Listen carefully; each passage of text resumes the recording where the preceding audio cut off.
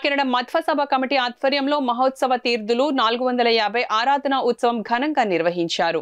తొలుత కమిటీ అధ్యక్షులు రాచూరి రాఘవేంద్ర స్వామి ఆధ్వర్యంలో శ్రీరామ లక్ష్మణ సీతా సమేత హనుమద్ విగ్రహాలకు పూజలు జరిపారు. ఉత్తరాది మఠాధీశులు శ్రీ రఘోత్తమ తీర్థుల 450 ఆరాధన ఉత్సవం కూడా ఘనంగా నిర్వహించబడింది. అయోధ్య శ్రీరామ ప్రతిష్ఠ సందర్భంగా శ్రీరామనామ శోభాయాత్రను కూడా విశేషంగా నిర్వహించడమే కాక తీర్థ ప్రసాదాలను కూడా ఏర్పాటు చేశారు.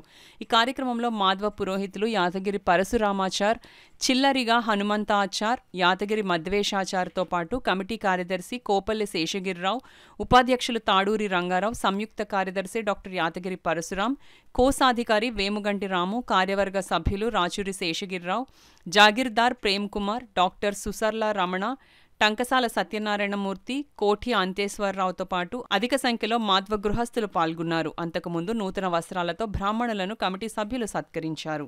కాకినాడ మధ్వ సభలో అలంకార సమారాధన ఇత్యాది కార్యక్రమాలు జరుగుతాయి. ఇదే కాకుండా అయోధ్యలో బాలరాముని యొక్క విగ్రహ ప్రతిష్టాపన మహోత్సవ సందర్భముగా గత 2 రోజులు, ఇవాళ 3వ రోజు, 2 రోజులుగా జర్నలిస్ట్ కాలనీ గోడారిగుంటలో రామతారక మంత్ర హవనము జపము జరిగినది. మాధ్వ భక్తులందరి యొక్క సహాయ సహకారములతోటి.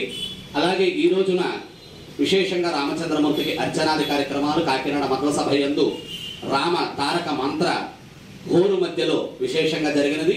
అనంతరము విశేషంగా అందరూ కూడా భక్తులు బయలుదేరి ఉత్సవ కార్యక్రమాన్ని కూడా నిర్వర్తిస్తాము. భోజనానంతరము కూడా ఈ యొక్క కార్యక్రమాన్ని రామచంద్రమూర్తి మా అందరి చేత కూడా అనుగ్రహం